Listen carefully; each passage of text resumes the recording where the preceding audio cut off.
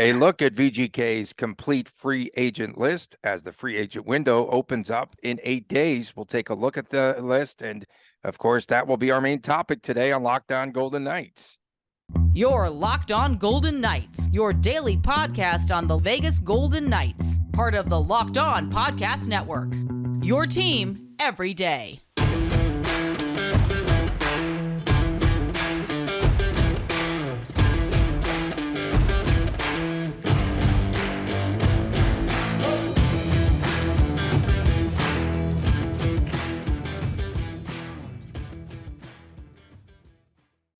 Hi, everyone. Tony Cardasco, Chris Golick from Las Vegas. Thank you so much for making us your first listen each and every day. Go to the YouTube channel. Please subscribe there, Locked On Golden Knights. And on Twitter, you could find us at Locked On VGK, at Tony Dasco, at TD Chris G. And we are brought to you today by the Gametime app. Download the Gametime app, create an account, use the code LOCKEDONNHL for $20 off of your first purchase. So, Chris, in total, VGK has 14 free agents overall. Half of those are on the NHL roster. Half are unrestricted, I believe, free agents. We have players that we know probably 90% won't return, like a Jonathan Quick, a Phil Kessel, a Nolan Patrick, maybe. He might not return. Ever. And perhaps, of course, Teddy Bluger, probably a rental, won't return. But we're going to get into your rating system here momentarily. We have spoken ad nauseum about Barbashev, about Aiden Hill, and of course their UFAs. And Brett Howden is pretty interesting too because he's an RFA. The deadline for qualifying offers is the day, I believe, after the NHL draft. And so that's when they're going to have to offer. If not, he becomes an unrestricted free agent, and he makes $1.5 million, and the club must offer him at the minimum 100% of his contract. That's the way that goes. So you want to get into some sort of a rating system? Yeah, I mean, I think we can just kind of quickly go over the most notables, and one being they're not that important to bring back, and a 10 is, echelon level. Chris Kondos, long story, but that's the most important priority player that you really need to go with. We'll start, I guess, just really quickly. We don't need to beat it. It's a dead horse right now. Barbashev, he is the key free agents. Yeah, I would say at least a 9-10. Again, money matters here. We're simply talking about what he brings to the team and how he was the missing link. We don't need to go much deeper than this. We agree. You agree. Everyone knows Barbashev is a priority. Will the money be there? Will he give Vegas a little discount? Will he factor the tax savings? We got to squeeze every penny to have a shot at Barbashev. Going down the list here with the forwards, Pavel Dorofeev, he's an RFA. Obviously, you still have to get a deal done. You kind of described how that whole process can play out. Dorofeev is someone that I value as far as the upward trajectory goes. And I mean, 9 points, 18 games, 7 goals down the stretch. He would have had a playoff role if it wasn't for everyone coming back to full health. So Pavel Dorofeev, I'm going to put somewhere around like a 6.5, Tony. I think he's someone that will have a role next season, especially if we can't get Barbashev back. Dorofeev made $925,000 last year. And when I look at some of these contracts, Braden Pahal, $750,000, they're all making more than Logan Thompson, which is kind of astounding and kind of hurts, just based on it's all a league min. It's all a league minimum, basically. Yeah, his importance, like moving forward. But Dorofeev, I would have to say, I think he's going to be a key component in the future. I like his game. I like the way he finishes too. Yeah. And I would say at least a 7. I would say a 7 out of 10. He gets inside. How many goals? I mean, his first goal went off his head. Well, of course, who got the assist? Oh, God, it's got to be Carlson. Of course, it was Carlson. God, okay, go ahead. Run down the rest of your list. I'm Brett Howden also. I'm the other guy tonight. Brett Howden also restricted free agent. You can play anywhere up and down it. I would say he's probably in the 5-6 range, just because, no disrespect, but there's other Brett Howdens out there. But he has his own line. He does have his own line. Yeah. I mean, he has the Brett Howden 5-6. I think he's very important to this team. Again, When we're speaking about the construction of this team and what other teams might steal. You need those centers, and if you can keep those 4 centers, at least for now, I think that that's going to be of utmost importance. And I'll put him at a 7. I'll put him at a 7 out of 10 That's fair. on the Golick scale. I like it. I like it. Teddy Bluger, we don't anticipate him coming back. Importance about a 3. We have a very solid line 4. Bluger can play up and down the lineup, but Bluger is best utilized in a lower role. And it's important noting that Bluger did draw in during the Edmonton series, and that's kind of when things really turned for the better for the Golden Knights in that series. So important to mention Bluger's role. I don't think we got to tear too deep into that.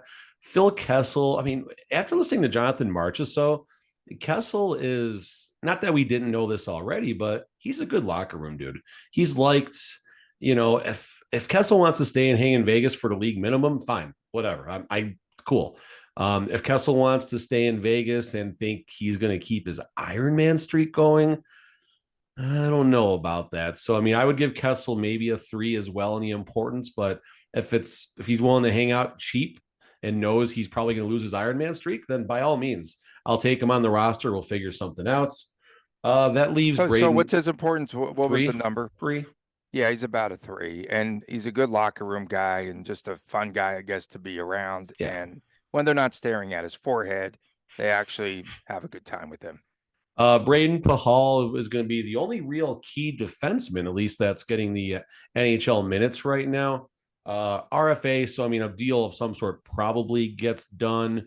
He's buried on the depth chart, right? I mean, after 6, you got Korzak, Hutton, Miramonov if he's healthy. I think they all kind of draw above Pahal.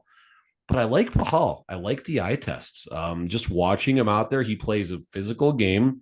I've watched him just go up to someone and slug him in the mouth in Henderson when things, Too many duty penalty calls. Minutes. Yeah, he needs to clean that up. He does. And I'm sure being in the locker room with the VGK, that would get cleaned up. 3 importance, 3, maybe 4, just to develop him and have him help the Silver Knights. So he's an RFA. So again, they would have to match his $750,000 contract. And then there's other players too. Shea Weber's out there, obviously. Oh, 10. Got to re-sign him. Definitely got to re-sign him. Is he still? Was that last year or is it this year? It was this year, but now he's a Coyote. Ooh. What a trade that was. Blockbuster. Blockbuster trade, yeah. This is going to take us to the goalies, Tony. This is going to take us. Let's start easier. Let's start with Brossoit. What do you think? How important is Brossoit? And I know there's a continuation because if Aiden doesn't get brought back, but let's just talk Brossoit without Aiden Hill. What's your importance? What do you think? Without Aiden Hill, so assuming that Hill moves on, which is probably about 80%, I think, chance now that he moves on, Brossoit then becomes very important and at least a 7.5 to an 8, because you're going to need the 2 goaltender system, and he did play well in spurts. I said this last year at this time, I am just very concerned about the goaltenders. Oh, they're going to say this glove hand shoot high, but okay. Yeah, just shoot high too. Shoot high at him, but he kind of covered up a lot in that area, in that regard, this season. But I think he's going to be important, especially if they can't get Aiden Hill re-signed. So my issue with Brossoit is his health. It's not his ability. He had major issues that were addressed last season. Hip surgeries. Right? Thank you. Yeah. And I remember the write-up. So it wasn't just the hip. So he was playing through a hip issue. Right. And he went as long as he could, but when he was favoring and doing, things to basically take the pain away, it caused other injuries and other things to happen to the point where the dude just couldn't go. Yeah. Exactly. His words exactly, overcompensating.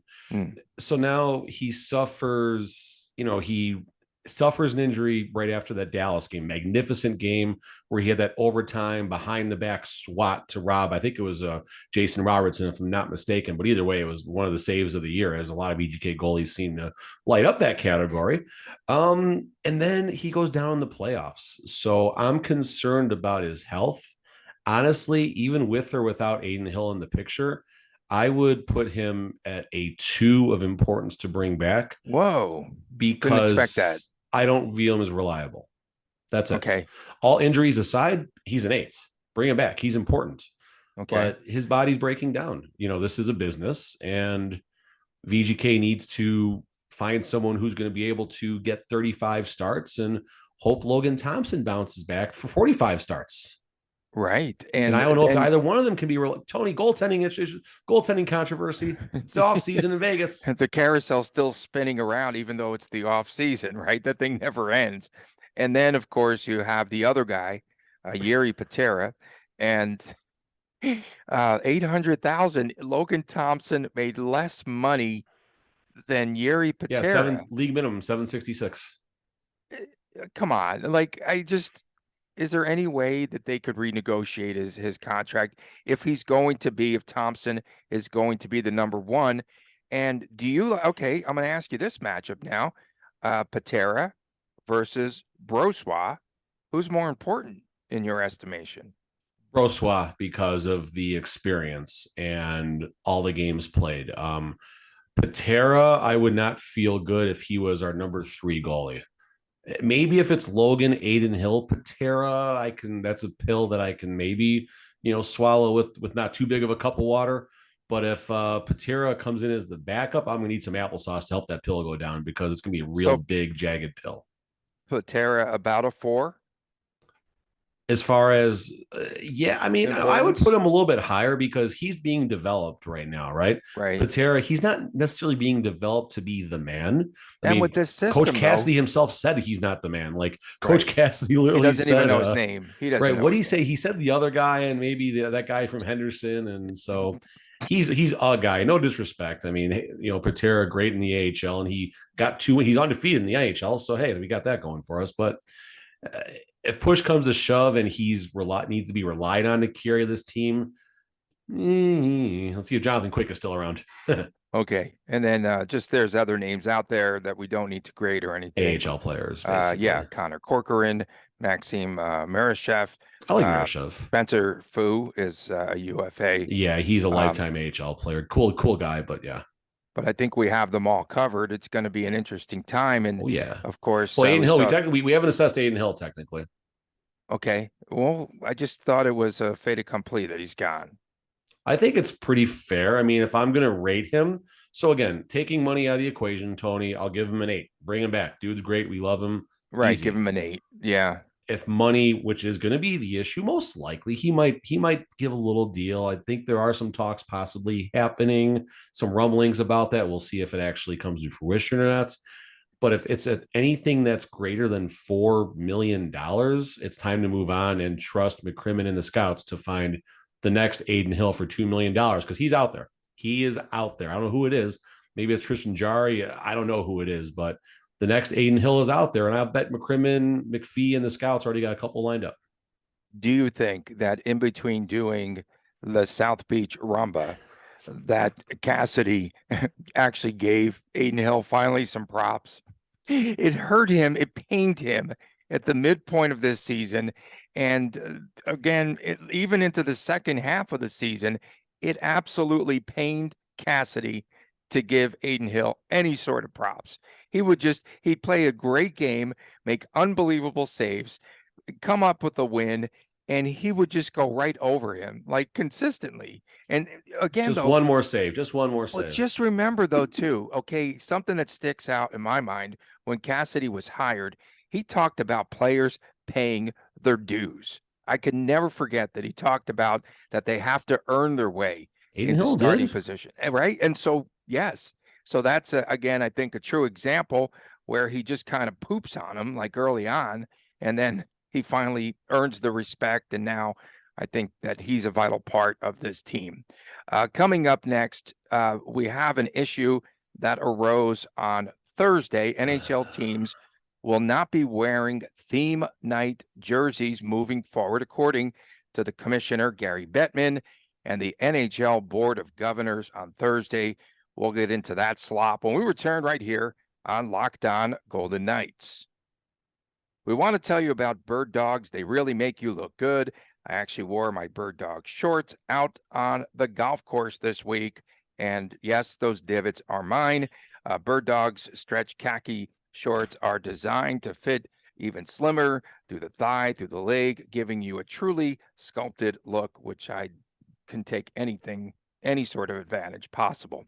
Bird Dog shorts do the exact same thing as Lululemon, but they fit way better.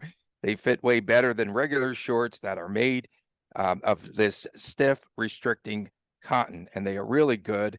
And they fix the issue of, again, being restricted sort of by inventing this cloud knit fabric that looks just like khaki, but it stretches so that you get a way slimmer fit without having to sacrifice movement. So go to birddogs.com/LockedOnNHL and enter the promo code LockedOnNHL for a free Yeti-style tumbler with each and every order. That's right, birddogs.com/LockedOnNHL for the free Yeti-style tumbler, and you won't want to take your bird dogs off, we promise you. Welcome back to Locked On Golden Knights. Tony Cardasco and Chris Golick from Las Vegas. Hey, after today's show, please make sure to check out Locked On's 2023 NHL Mock Draft Special. They have local hosts of the Locked On NHL channel, and they've made their picks, including our guy, Chris Golick, and, of course, join the host, Gil Martin, and Hadi Kalakachi, and make sure that you watch them. They break down every selection over a 3-day mock draft event. Find the episodes on Locked On NHL or on YouTube or wherever you get your podcast, and make sure that you subscribe to our YouTube channel, Locked On Golden Knights. Chris, more controversy from the NHL. You really got to talk about this? This is so dumb, but go ahead. It's pretty silly, right, when it boils down to it. So the NHL on Thursday announcing the elimination of special pregame warm-up jerseys, mostly due to players, again, refusing to wear the Pride jerseys, right? And in the past season, it really came to a head. Teams like, I think the Wild just kind of bypassed even doing it. And Gary Bettman said at the Board of Governors, they felt that these refusals to wear these jerseys, especially during Pride nights, caused distractions on the home front, right? So VGK players, they would wear these special jerseys. You're beating me to this, but go ahead. I was going to go ahead. I love what you're about to say. I love it. Okay, so Hockey Fights Cancer is a big one. Military Night, Pride with the rainbow jerseys. And then players would wear these jerseys, and then they would auction them off for either the Golden Knights Foundation or for local charities, right? Which I think is just tremendous. But I was trying to think, what other occasions do they wear these special jerseys for? Nevada Day? Do they still do something with Nevada Day? Yes. Okay. Chinese New Year. Oh, that's right. Yeah, that's kind of cool. Yeah. And there's more. I feel like, and I'm sorry I don't have the numbers in front of me, but I feel like there's, let's call it 8. Let's call it 8 nights. Okay. I want to steal your thunder. I got something, but I'll let you go first. No. And I saw Steve Karp, I guess, investigated it a little bit more thoroughly than we do on this show. Okay. And so he found out that they're still going to create these jerseys for the special nights and still auction those off, even though they're not going to wear them. But do you feel that maybe teams that want to buy in and do this can still do it, and then other teams that don't want to participate just say no? I mean, listen, to each team their own. It's their business. I know and it's tough because I know all this stuff happening. And listen, call it what it is. It's the situation with Pride Night, I think, right? That's what I think got us into this spot. And you have some teams where a player would refuse to take warm-ups. I think it happened in Philadelphia, so they didn't let the player play for a night. You can argue Ivan Provorov. Okay, and you can argue fair, foul, or otherwise. We're not going to argue that. I want to be clear, but that's an argument that has been made. And bottom line, I mean, there's not a bottom line to this, but I was going over in my head what I felt the VGK, what these jerseys went for on a nightly basis. And some jerseys go as high as $3,000, $4,000, $5,000. So let's say they do 25 jerseys, because players not playing even do get jerseys for this as well. So let's make this simple. 25 jerseys. Let's say this thing hits $125,000 a night, which it probably goes over. It probably goes over $125,000. 8 times a year. That's $1 million. That's not going to be going to charity. Now, yes, they might continue to do the jerseys. They don't wear them in warm-ups. Maybe Chance will wear whatever, and the players might put them on for a photo op, something like that. But there's something a little more special about having the jersey off of someone's back in warm-ups. And you're going to have an emotional connection and be willing to pay more money for this. And now that's not there. And, it's unfortunate that the NHL lacks a spine, I guess. I don't know how else to say this, so I'm just going to shoot at the hip for a second here. The NHL lacks a spine to, there's a couple teams that don't want to be involved in Pride Nights. And if that's their choice, fine. Like, whatever. I don't agree with it, but if that's their choice, that's their choice. It's their business, whatever. Why are you, let's say there's 6 teams that have issues wearing the Pride jerseys, or even 10 teams. Like, why can't the teams have the freedom to celebrate inclusion and all the other, and I hate to say it, like all the other things, like they're not as important, but all the other causes, everything else happening, like, why can't that be a choice? It's a good cause going to so many things, and this helps. And this is just one team, Tony, $1 million.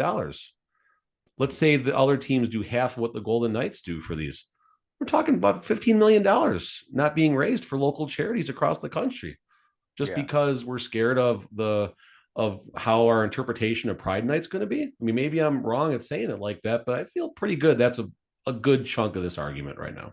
Oh, it's a major part of the argument. And Las Vegas, we have to add, is the most diverse community, I think, on the planet. And so we're just open to everything. And I feel as though, people are just, again, more open to inclusion and everything else. I think in this market, in this city, I really feel very comfortable about the way people go about their business on a daily basis. And you could still do these nights. You could still have these causes and groups, but none of those pregame jerseys, which I think is absolutely ridiculous. As you mentioned, that's the focal point. That's what you go for, and it you looks cool. Like it's a cool. They've spectacle. done some really sick. They've done some really sick jerseys, and there's usually they did local the camouflage, right? Yeah, for the military exactly. night. Yes, I mean, love some of that stuff. Yeah, and I just don't understand it. And parents, how do you talk to your kids about this now? And this isn't just a pride situation; it's everything else. Like, why don't they do this anymore? Yeah, no, and I agree with you. And I think here are we starting WTF early, Tony? Are we starting WTF early right now? We're feels just like it, getting warmed up. We are. And again, we talked about Provorov, the Rangers scrapping Pride Night. The Wild didn't do a Pride Night last year.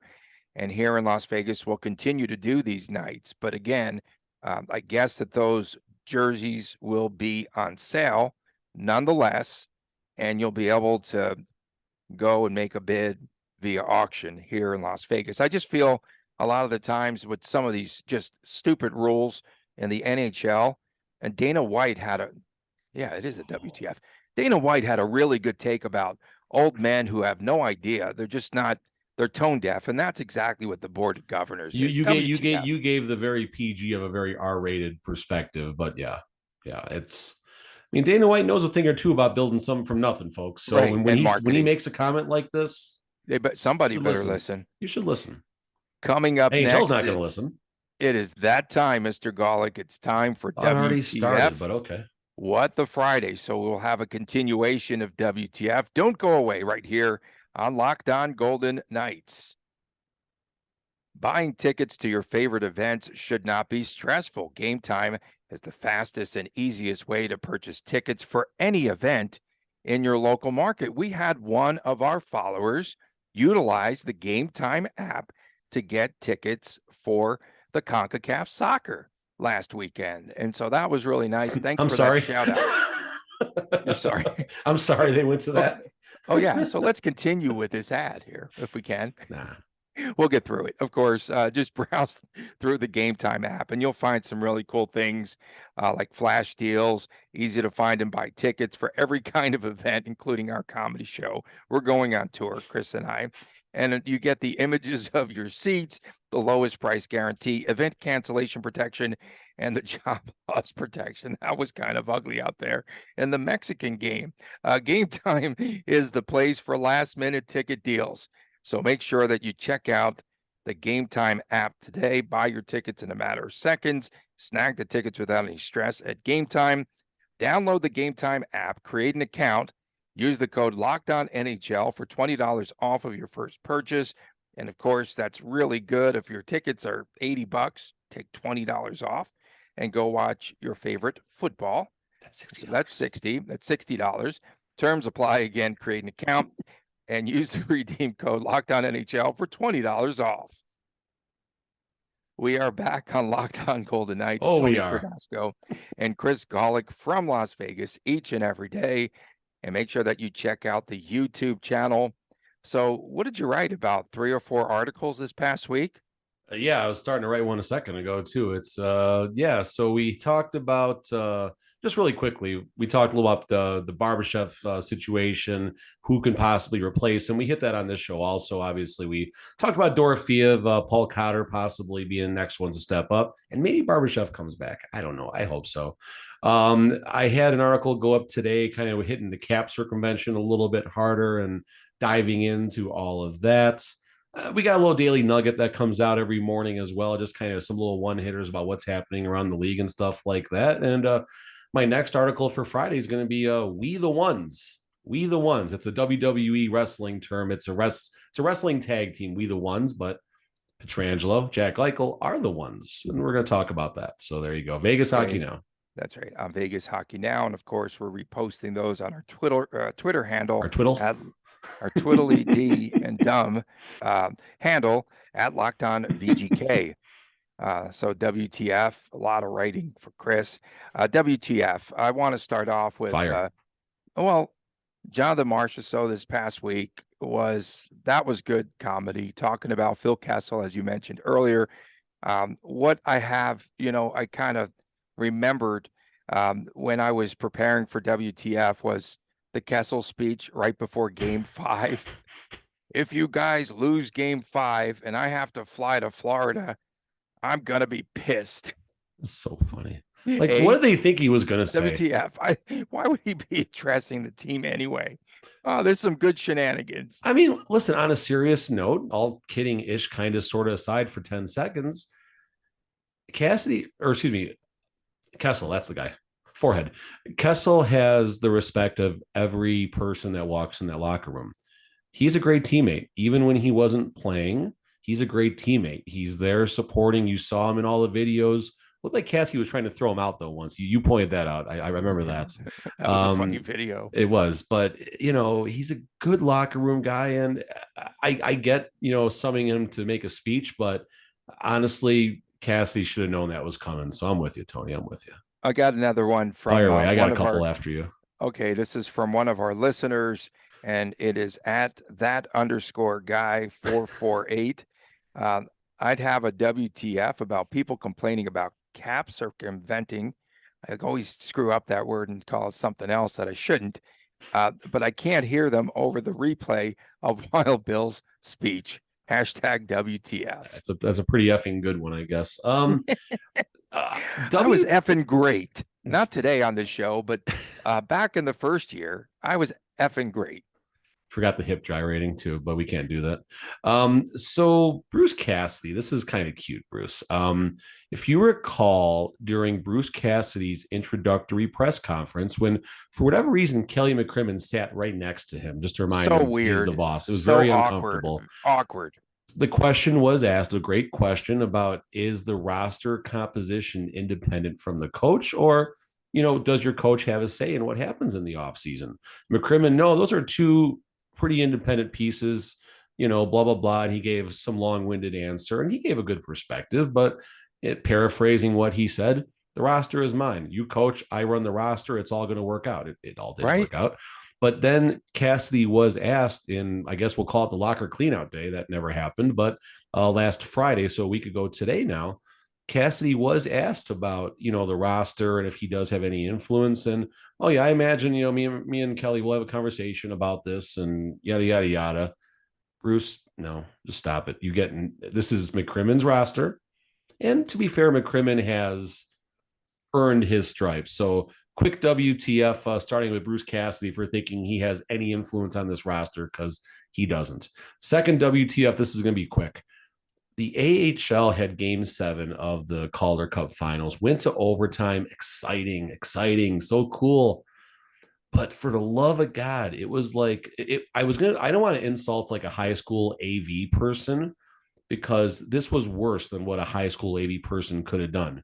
So picture the puck is at the blue line. A team's on the power play. The team is working the puck on the perimeter, trying to get a lane. The camera should have the back part of the blue line in the frame. The left side of the frame should be the goal, so you can see what's happening, all the puck movements.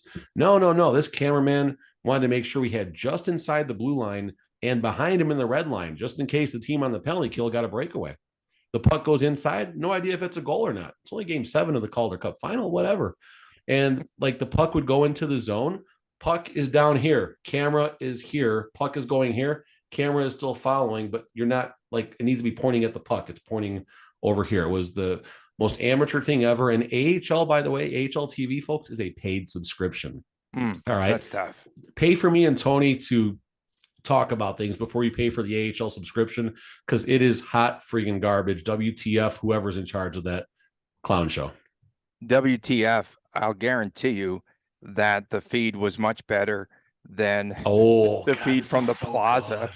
The feed from the plaza was so effing bad. And in the one channel, I don't know what channel I was watching. So I went to the parade. I got back home, and the William Karlsson speech was not edited. No, they didn't bleep out anything. Oh, lucky you. I got the edited version, although my kids were watching with me, so that's probably a good thing. That's probably a good thing. And so WTF, that feed was, talk about hot garbage. Fox was pixelated.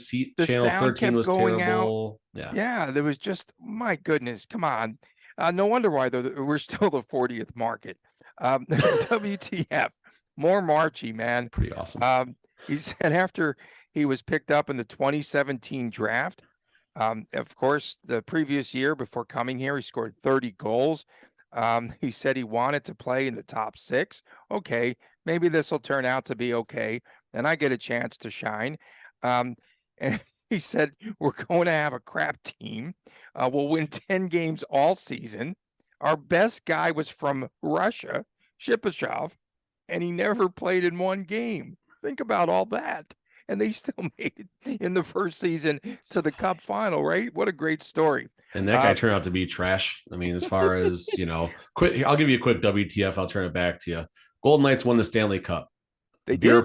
Beer prices in 23-24 in T-Mobile Arena. Ouch. Okay. Hashtag WTF. What you said. Ticket prices will go up 15 to 20%. That's going to be my guess. I tweeted that out. So it depends. 15% minimum. So here's where being a season ticket holder is helpful. It's fixed. There is a price elevator. Oh, just like the schedule? Fair enough. Exactly. There is a price elevator that the team outlines, and they may not exceed. They can take it to that limit.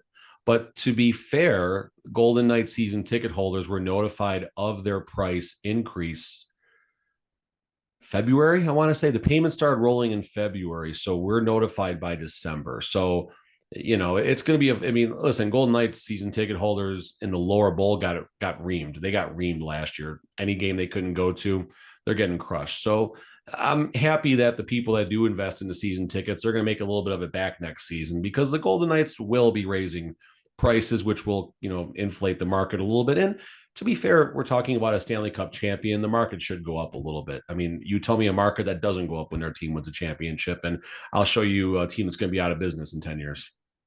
Okay. WTF. Yes. I've got a couple, and then we have, let's just do the, you take it home. Go ahead. The Twitter. Okay. So we've got someone from Twitter. It is at LTS Agoli. Lisa Stanley Cup champion, a goalie. Okay. Someone disowning the Knights because they drank and swore at the celebration. Pretty sure. Fox rant. Go home.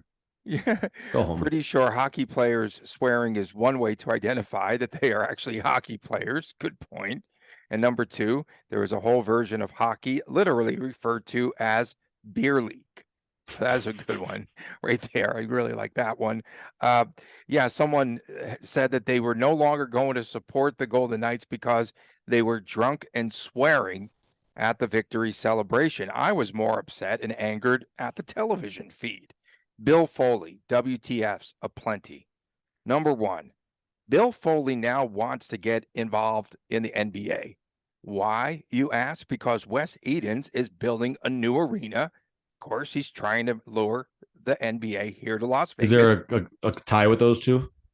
No, they hate Okay. each other. They're the two Oh, billionaires. we talked about this. This is good. Yes. Yeah, so Wes Edens was trying to lure an MLS team here, and his team was going to be called the Villains after Bill Foley trademarked the team name the Heroes. Different level. So they were heroes Different and level. villains back and forth. So now we get all this news about Edens building that brand new facility with an NBA-style arena, Las Vegas Boulevard between Warm Springs and Blue Diamond Road. And now Foley last week, when they did their final media meeting there, he starts talking about how now he wants to own an NBA team. Why? Why, you ask? Of course, he didn't want to bring an NBA team to T-Mobile Arena before, but now that Wes Edens has it, or he seems as though he's the odds-on favorite, now that could happen, Foley will have the control. If he has to go up against the NBA, he could lose fans and can lose some of his market share and money. But now he could control when the NBA team would play here because they'll play on off nights when VGK is not playing. WTF. Billionaires fight on a different level. WTF, different I level. need to shave WTF, but keep going. Okay, I thought that was your playoff beard. WTF, Bill Foley. Now that you're a media member, it only makes sense that you'll have a playoff Zing. couch. Okay, Bill Foley. I'm not Florida. Again. Bill, please go ahead and let's start the construction now, and let's get some new sheets of ice in this city. I can't believe his entire narrative about he's going to build a place at the Henderson Airport and in Centennial Hills, but he needs some support. We thank you all for tuning in, especially the everydayers. For my man, Chris Golick, we're out of here. I'm Tony Cardasco, the other guy. We'll see you again Monday right here on Locked On Golden Knights.